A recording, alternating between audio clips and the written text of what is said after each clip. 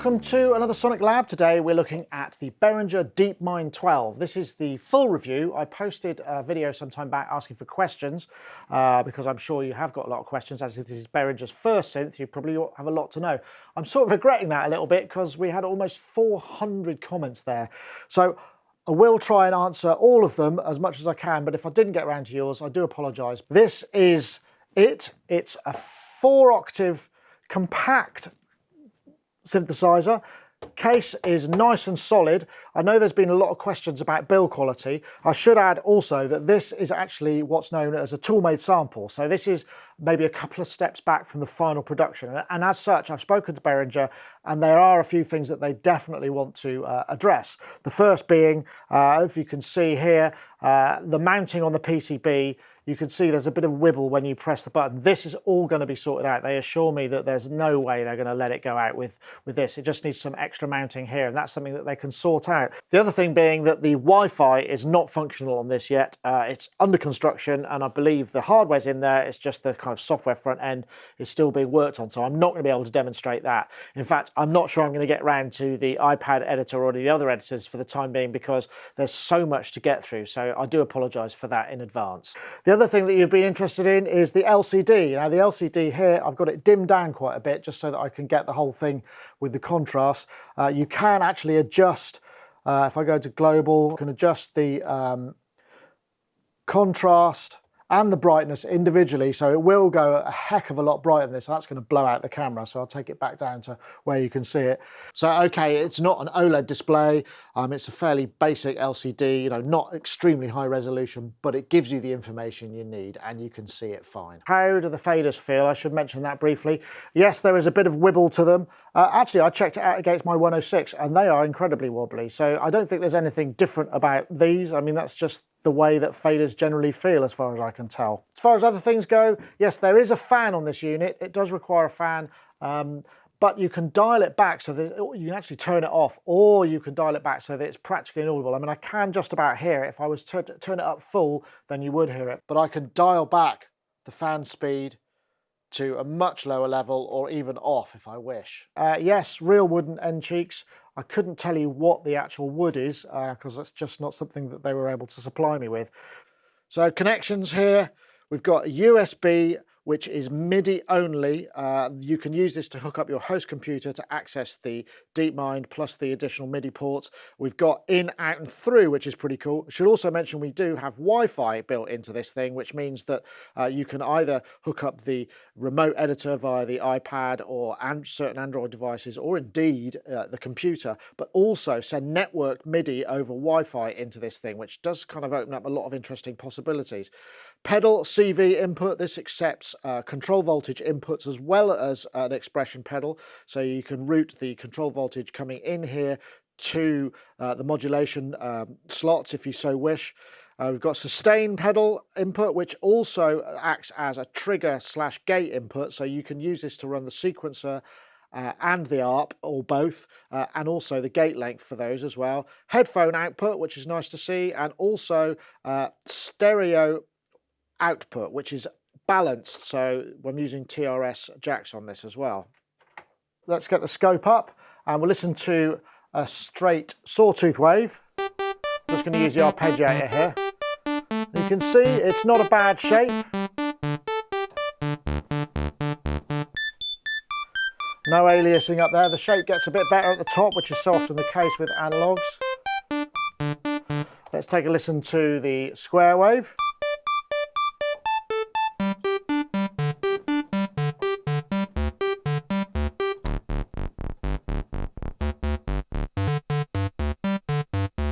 We move the pulse width, nearly gets to 0, not quite. It'd be nice if it went through it a bit further, but that's quite skinny. Now let's take a listen to DCO2. Now DCO2 is the interesting one. If we take that off and we'll just bring this up. Starts off life as a square wave, just like DCO1. Then as you bring the tone mod up, it kind of folds and creates this kind of alternating pulse width, which introduces these really unusual harmonics. So if we combine that with, say,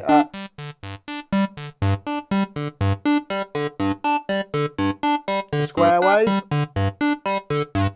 Let's try it with a sawtooth. You almost get these kind of like sync-like.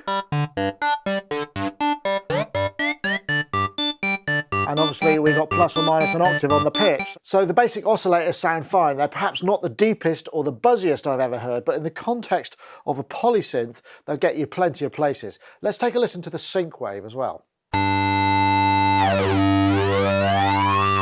This is modulating the pitch of DCO2.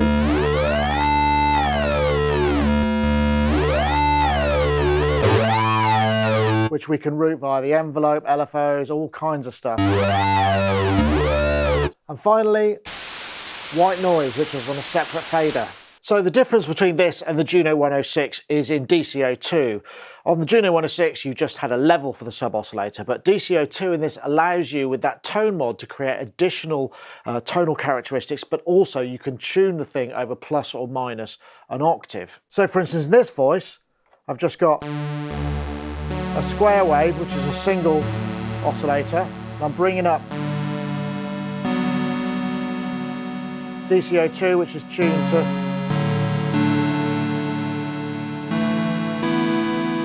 and then if you start thinking about the fact that we've got unison and detune, if I press the poly button, and now I can bring in unison 2 detune, so I can now, I'm triggering 2 voices, you see 2 lights going, and I can dial in the amount of detune between these.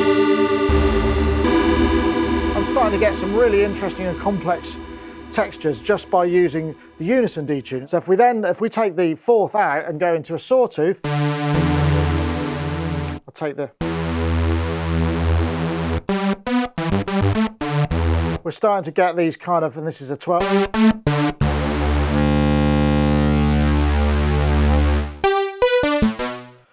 Super saw territory, and how far you go just depends how many voices you're going to need. And with 12 voices, obviously you can sacrifice a certain amount of them and still get 4-note chords or whatever it is that you want to do out of it. So there's another parameter. This is just a simple pad, which is DCO drift and parameter drift. Now these, I believe, are randomizations because they're digitally controlled, and it introduces elements of randomness to it. Now I haven't got the manual, so I can't be very specific about what they do, but if we just start to bring in a little bit of DCO drift, you can hear that it sort of randomizes the pitches of the DCO, so we get a little bit more of an analog feel right up to kind of broken if you take it right up there. If I take that back down again and we now introduce parameter drift, I think what this does is this changes other parameters such as the filter per voice. So you get differences in, if I take the resonance up a bit, you can hear there are sort of variations in the filter level, and that introduces again more randomness, and you can go way up so that it starts to sound kind of broken, almost like there's an oscillator, there's some sort of modulation on it. But you can be as subtle or as not subtle as you like. So look, I'm not going to be playing lots and lots of patches in this because there are so many features to get through. I will try and do some other patch sort of demonstrations and musical examples further down the line if I can, but I mean there are a lot of them online already. Ben Crosland did some great patch demos of the stuff that he put in one of the banks, and I'm sure there'll be more to come. Anyway, let's get on. So let's come up to the filter. This is the section here. This is 4-pole. At the moment, you can switch it to 2-pole mode.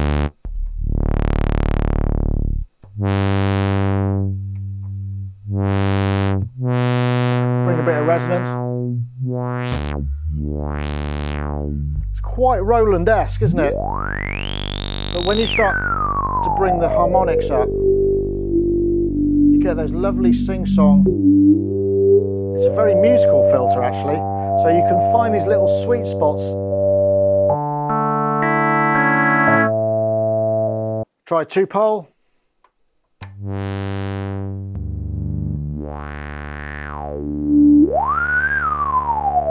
4-pole. I love the sound of a 2-pole filter, and this has got a nice 2-pole sounding filter. Like I say, it is actually quite Roland-esque. It doesn't quite have the same weird harmonics that you get out of the Juno, where you can almost get vowel-like sounds, but it's a very pleasing filter, I have to say.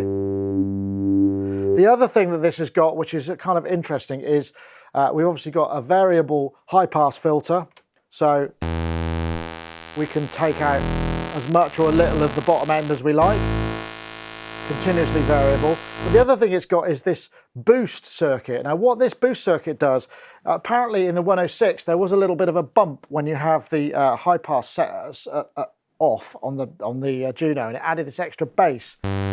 So if I just engage that,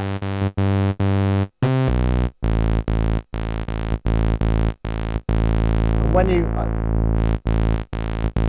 you start to bring these the resonance in,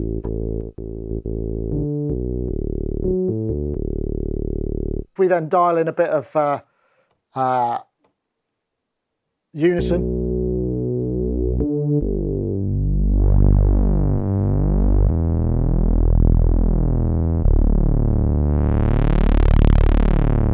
you can, you know, get some really quite tasty sort of mono voices out of this if that's what you want. And of course you could always dial it into mono mode and stack up as many oscillators as you want.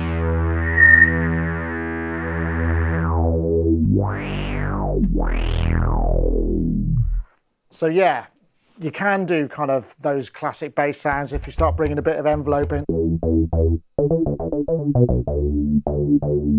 Switch the envelope depth on. So you can get kind of quite snappy filter envelopes. So yeah, it'll do that stuff as well. In terms of driving the filter, it's pretty much fixed. There's no way of kind of adding extra signal to get more burn into it. And in terms of the actual filter structure, obviously this is a single mode filter, low pass, 2-pole and 4-pole. There are no other modes available. Now here's a cool function. As well as a standard chord, which triggers a chord on any key, there's also this polychord function, which allows you to trigger multiple chords depending on which key you're on. So for instance, these notes don't have any chords, whereas these do. So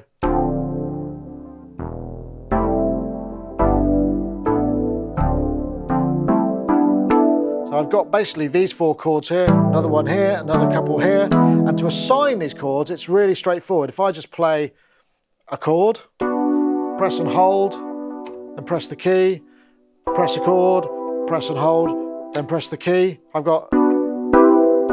now assigned the chords to those keys.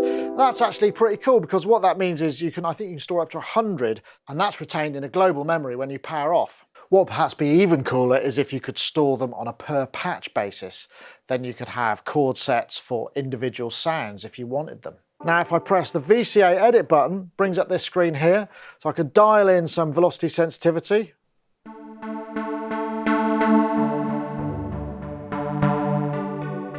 I could do the same for the filter if I want as well. But additionally there's this parameter called pan spread, which what it does is you can hear the voices are kind of like moving left and right, so you get this kind of nice stereo imaging. So let's take a look at some of the global settings. There's quite a lot you can set with this, as well as the brightness and contrast. You can set the wheel LEDs on and off. You can calibrate various different aspects of the analog side. You can also set up the network settings, MIDI settings, which gives you all sorts of filtering, and that's per MIDI and USB and Wi-Fi, so you've got quite a lot, and you can set the network up. That's not working in this one. Next one, you can set the default octave of the keyboard, local on-off, fixed velocity, velocity curve, aftertouch, curves, expression pedals. Also, we've got the ability to set the fader mode to be jump or pass through, so you can affect the way that the parameters are picked up when you change programs. You can also set the MIDI controllers to be just regular CCs for low res, or NRPNs for each of the front panel controls, which is a nice touch. Right, so I've got a patch set up here, which is going to introduce a bit of the CV control and show you some of the modulation routings that are possible. So I'm starting out with fairly generic. This is a 3 unison. I haven't dialed in any detune yet. And what I've got is I've basically got the square wave sub output from the Pittsburgh coming into the CV pedal input. and I'm modulating it by about an octave. So if we see there, that's plus 12. And it also means if I want, I can change the speed of that. Now, it doesn't work into audio rates, that's the one thing. I mean, I think it's got to read the input, so it works at kind of more LFO type speed, but it does mean that you can sync some stuff up. So I've got that going on, but I've also got the sequencer. And now if I show you what's going on in the sequencer, I press the sequencer, I turn that on, and now what I've got is, yes, and there is some button pressing going on and some menu diving, but I mean, these are fairly complex functions. I wouldn't expect to get them all from the front panel. The sequencer in this is a control sequencer. It's not really a kind of playing in a pattern. You dial in the values, you can set the length up to 32 steps. In this instance, I've got it routed to the pitch of DCO2. I'll show you here, control sequencer, DCO1 pitch. Now if I go back to my sequencer, add a bit of slew, get a bit of portamento. Now if I bring up the level of DCO2, slow that down a bit. Now turn those, I've got that modulating by the same input from the square wave. Kind of nice. I'll dial in some unison detune.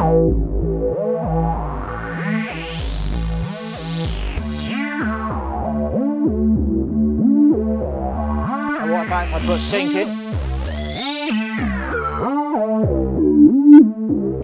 Sweep DCO2. You get some very interesting syncs because it's modulating so much. Now if I go to effects, I've got a little delay in here. I haven't got much going on. What I'm doing to bypass the effects, I've got it in bypass at the moment. You hit effects, then you hit the right arrow and you can go to bypass or send, and this is where you set the send or the insert type. So now I've got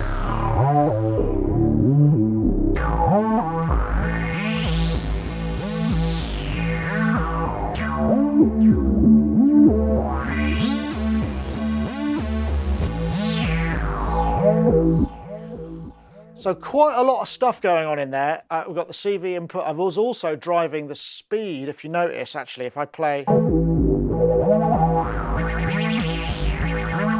modulating the LFO speed depth as well. So if I go back to my mod page, I'm also using the foot control to affect the LFO rate. And in global settings, I've got the sustain to be set to the ARP and sequence gate. And what I'm doing there is I'm using the sawtooth output of the same oscillator coming into the pedal input. So that's basically driving the clock of the sequencer. We've also got a pair of LFOs. Here I've got LFO 1 normalized to the pulse width modulation. You can assign that in the setup of the DCOs as you can with the pitch and the tone mod. So that gives you actually available slots without using up any of the mod slots. So if I now bring in the mod depth for the filter, which I've got routed via the mod matrix, just for ease of use, the mod depth, and now I can change the rate. You can see how fast it goes into the audio rate. Although if we go to the mod matrix, you can see here there's a little trick. I can route note number or any other source to LFO rate. So that means I can add the note value. So that's a way to get you into FM type territory because you can't cross modulate DCO1 and DCO2. There is no way of doing that. Although if you want other FM, you can use the envelopes in loop mode and set them very short as well. So there's a couple of ways in which you can change the wave shape of the LFOs, either using the edit screen and the data wheel or the data entry, or what you can do is you can press and hold the edit button and move the rate button, and that will scroll you through all the separate waves. Somebody asked in the comments, does it do that kind of yoy yoy yoy sound when you are adding audio rate modulation? Let's try that.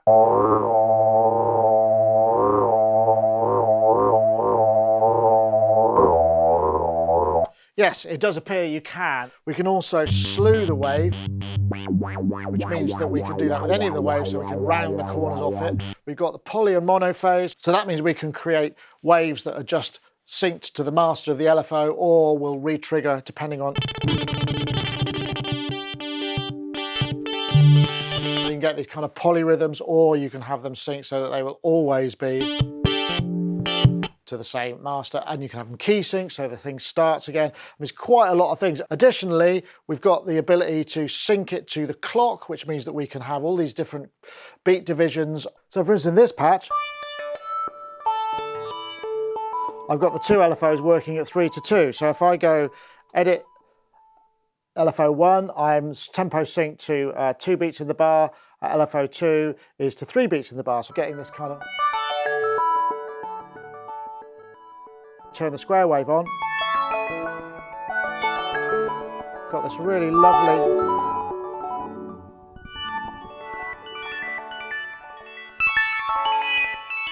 Just got a touch of reverb on there. Right, let's get on to the envelopes, and I'm going to start with a simple patch, which is basically just...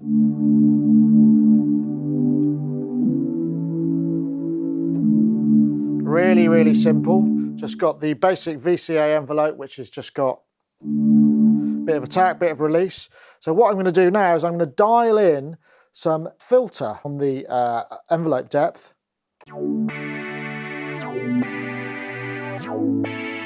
Now that's behaving quite strangely, and that's because on the VCF envelope I've introduced something which is called curves. Now the curves, you press, there's a button at the end here which introduces curves to each of the stages. So if I press that and now we look at the display, what I'm doing is I'm adding a curve to the sustain portion, which is, if I just do that, but now if I get this different shape, and again I can adjust the curves for each stage of the envelope, from logarithmic through exponential.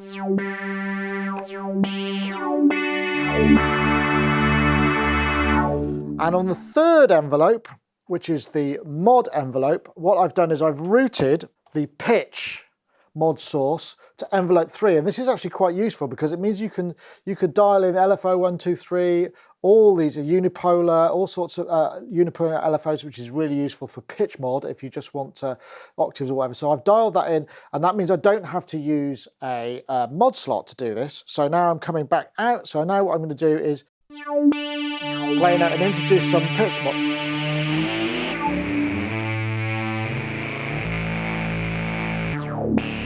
But the mod envelope is literally in loop mode, and we've got multiple ways of triggering these envelopes. You can have it from key, LFO 1, LFO 2, loop, or via the sequencer. In loop mode, so I've got a very short envelope, and I can adjust the curves of these, which again changes all of the kind of characteristics.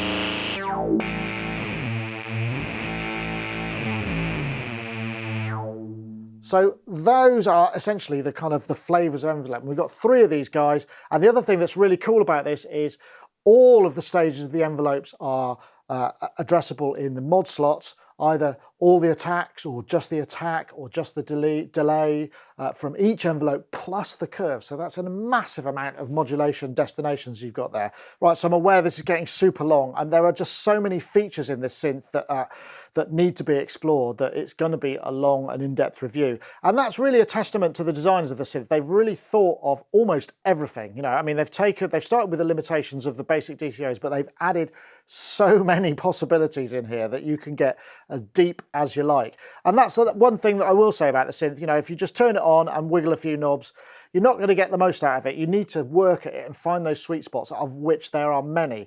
We should look at the effects now, because I know they're a massive part of it. I've tried to keep them away from this just so you can hear more of the raw sounds, but the effects really change this completely. So coming to the effects screen here, we've got multiple routings and configurations of the effects, including feedback, so you can cross-modulate and create shimmer type effects. I'll show you one of those a bit later on. Essentially what you do is, if we start off with just a simple, direct in series, just dial in an effect. Let's just choose a few at random. You've got individual mix level for each one, and then if you want to edit the effects, Literally you press the effects button, it brings up all the parameters. Next one, next one, next one. Now, the thing about these effects is they do sound pretty good, actually. The algorithms that they've got are fairly broad range in terms of sounds. Perhaps if you're looking for that classic Juno chorus, it doesn't have a specific emulation of that. And there was one other question about the parameters. I mean, as you can see, a lot of them are abbreviated in here, but you do get the full legend of the title in the bar below. So it is possible to kind of very quickly figure out what parameters are what. But the other thing about these effects is that you can modulate a lot of the parameters. You can sync the timings of the time-based effects like delay and chorus. You can't modulate the time, which somebody asked in the comments, so you can't get those wibbly choruses. But the amount of additional routing and kind of synthesis functions that these effects offer is really quite deep. Right, so on this one, you can probably hear a bit of noise, but this is the beautiful patch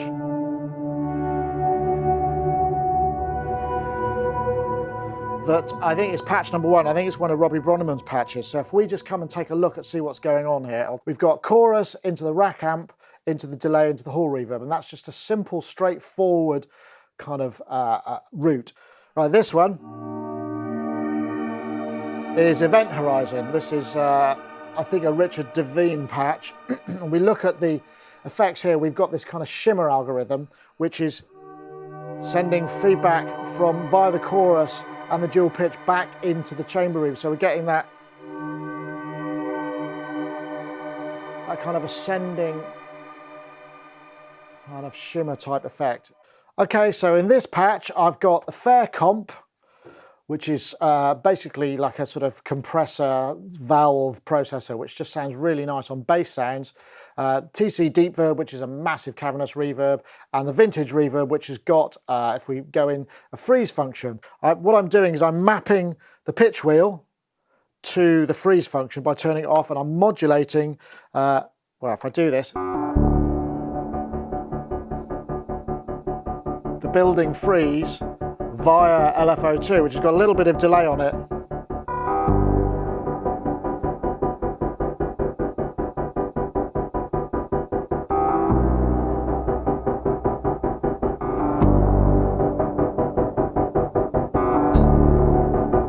And then take the freeze off.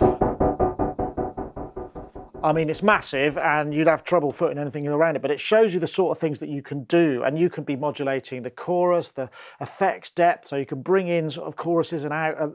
There's all sorts of stuff that you can do with the effects, and that's something that really kind of inspires you, because you start off with the great sounding, oh, that'd be nice with a bit of and then you're off into this kind of world of sound design, which takes this really to another level.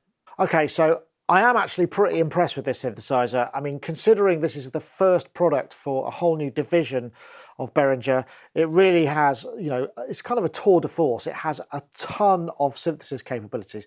Okay, it's not got some of those waveforms that some people like to see in the DCOs, but I think when you combine that with the effects and all of the other effects, the mod matrix and all of those things, you've got an enormous amount of sound design capability. The 12 voices, of course, as well, give you a lot more potential because you can use unison to create more detuned sawtooths, that sort of thing. It is a shame that we can't do any kind of layers or splits or multi-timbrality, but I'm guessing that would add an awful lot of cost to the synth. There are a couple of things which I think perhaps might not suit everybody, and that's, the first thing is really for the live player. Basically, there are no kind of quick access program buttons or favoriting, so you can't kind of quickly build a set. Although if you're using the iPad app or any of those things, you could organize it so that they were sequential and then just increment and decrement through the programs you need using the yes and no buttons. Or perhaps use a MIDI controller. There is a shortcut, press and turn the scroll wheel, and you get a list of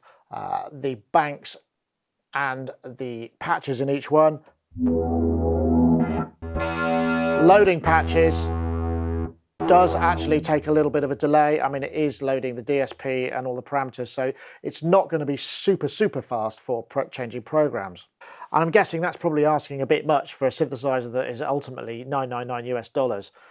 You know, that's quite a competitive price, and okay, it doesn't do everything that you might want, but on the whole, I mean, it's hard to fault, you know, just in terms of being a really interesting and, you know, very capable synthesizer. It's got a lot going on. So that's it. Thank you very much for watching. I hope I've answered most of your questions. I know some of you are going to be disappointed I haven't covered everything, but basically there is so much in this synth to cover. Maybe I'll add another couple of episodes just to sort of focus in more closely on a few things. If you want to know specific, just leave a question in the comments and I will endeavour asking them. Anyway, that's it. SonicLAB, the Behringer DeepMind 12. Hard to argue against this if you're looking for a polysynth, and the price is really very competitive.